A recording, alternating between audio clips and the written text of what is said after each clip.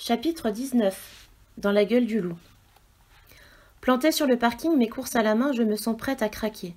Où est passé Mouna? A-t-il repéré Drake ou Kaloum et décidé de leur filer le train? Ou bien a-t-il tout manigancé depuis le début, ce qui expliquera qu'il ait choisi cette place à l'abri des regards pour mieux se carapater sans attirer mon attention? Je commence à soupçonner mon partenaire de m'avoir sciemment mise hors du coup en m'envoyant faire des emplettes. Mouna n'était pas très chaud pour que je l'accompagne et plutôt que d'affronter une crise avec une ado, il aura préféré me jouer ce tour de cochon. En tout cas, il va m'entendre. Je déplie mon com d'une main tremblante, tandis que le signal d'appel résonne. Je vois Erwan remonter de son pas lent et cadencé l'allée du domaine où il est bientôt avalé par la végétation luxuriante qui déborde des pelouses. « Salut, c'est Mouna. Sympa de vouloir me parler, mais vous tombez mal, alors réessayez plus tard, ciao !» Sans doute le message enregistré le plus irritant sur lequel je sois jamais tombée. D'autant qu'il est débité sur un ton joyeux par un Mouna limite hilar. Le gros ne perd rien pour attendre. J'ai à peine rangé mon com au fond de ma poche qu'un vombrissement s'élève pas loin d'ici. Un boucan que je reconnaîtrai désormais entre mille, même si je ne parviens pas à situer d'où il provient. N'empêche, je me sens requinquée. Je me suis inquiétée pour rien, Mouna a simplement dû aller faire le plein et le voilà de retour. Je m'avance jusque sur le trottoir pour guetter l'arrivée du biker. Mon enthousiasme s'évapore aussi vite qu'il est revenu. La moto ne surgit pas là où je l'attendais. Au lieu de débouler d'un côté ou de l'autre de la chaussée, l'engin descend tranquillement l'allée de la villa Kaloum. Surtout, la carrure du pilote n'a aucune commune mesure avec celle de Mouna. J'ai l'occasion de mieux le détailler quand il pose un pied à terre face au portail qui s'entrouvre. Drake. J'agis alors par réflexe. Je m'accroupis derrière une voiture garée dans le fond du parking. Mon ex-menteur ne m'a pas vu. Il monte les rapports de la bécane et s'éloigne sur le bitume. Je pose mes achats par terre et je pique un sprint en direction du portail qui commence à se refermer. Quitte ou double, j'espère juste que les drones qui quadrillent le quartier sont occupés dans un autre secteur. Ça passe de justesse. Le ventail métallique claque dans mon dos, interdisant toute possibilité de retour en arrière. Sans perdre une seconde, je plonge dans les bosquets de fleurs exotiques et de fougères qui bordent l'allée. Caché dans l'écrin de verdure, je m'autorise à reprendre mon souffle. Je tends l'oreille. Je perçois les trilles d'une bande d'oiseaux bavards, la vague rumeur qui monte de la rue où circulent de rares véhicules électriques, rien de plus. Pas de sirène d'alarme, pas d'aboiement de molosses furieux. Comme je l'avais supposé, le système d'ouverture du portail doit détecter l'empreinte des usagers autorisés à pénétrer dans le domaine. Toutefois, aucune caméra de surveillance ne double le dispositif. À quoi bon quand on vit au cœur d'un quartier privé lui-même hautement sécurisé? Mais ce n'est pas une raison pour négliger la plus élémentaire prudence. Je n'oublie pas les drones en patrouille au-dessus de nos têtes. Je me redresse à moitié et progresse à l'abri des massifs, heureusement assez denses.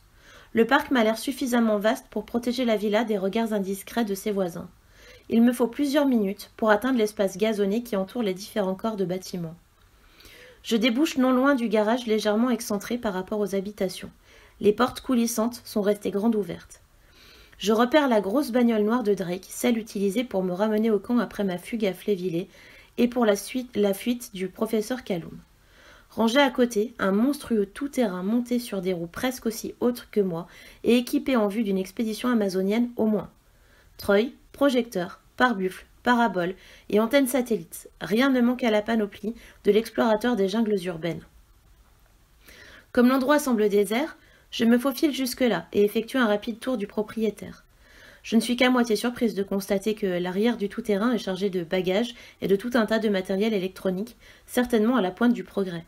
Ainsi, les occupants de la villa s'apprêtent à débarrasser le plancher, effaçant toute trace de leurs coupables activités et peut-être la preuve que cherchait Mouna et qui permettrait d'incriminer Protec.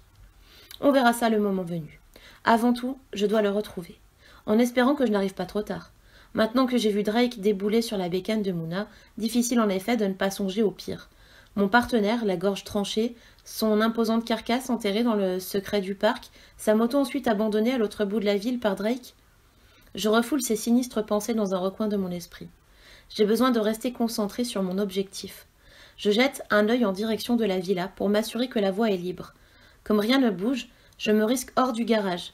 J'ai à peine fait 2 pas que l'immense porte d'entrée de la baraque s'ouvre. Demi-tour dans l'urgence. Trouver une cachette dans le garage, vite. Rien à l'horizon. En désespoir de cause, Je rampe sur le sol en béton et me faufile sous le tout-terrain derrière une des énormes roues. De là, je bénéficie d'un point de vue privilégié sur une portion de la terrasse qui s'étend devant la façade de la villa. J'assiste alors à une scène qui me rappelle un des douloureux épisodes vécus au camp. Nelson Callum s'avance sur le perron en brandissant le même bidule que lorsqu'il s'était agi de convaincre un APO de surmonter sa peur du vide et de franchir le torrent. Je l'entends lancer une bordée d'injonctions en direction du vestibule. Comme rien ne se produit, il dirige son bidule vers l'intérieur de la villa. Quelques secondes plus tard, Erwan fait son apparition en traînant derrière lui une malle de voyage montée sur roulette. Pas besoin d'être médium pour en deviner le contenu. Même au cœur de sa propriété, Callum se méfie des images qu'un drone pourrait prendre depuis le ciel.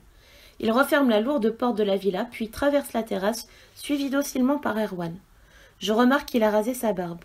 Le professeur Callum a besoin de discrétion pour son déménagement précipité.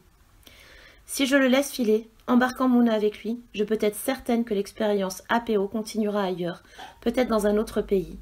Le scandale lié à la fermeture du camp sera vite oublié. Personne ne s'intéressera à la disparition d'Erwan, et encore moins à celle d'un fouille-merde comme son père. Un plan un peu fou me vient à l'esprit. Mouna Katz m'a appris un truc. Parfois on peut utiliser les armes du système et les retourner contre lui. C'est ainsi qu'on a pu repérer la planque de Drake. Dans un monde de parano, on a au moins la certitude d'être entendu quand on crie au loup. Je prends une profonde inspiration, et je m'élance hors de ma cachette en adressant un signe à Callum, qui en reste comme deux ronds de flanc. « Salut, prof Callum, on part en voyage, sympa. J'ai bien aimé le camp, mais je suis pas sûre de vouloir me joindre à vous cette fois. Et je pense que mon pote Mouna préférerait rester, lui aussi. »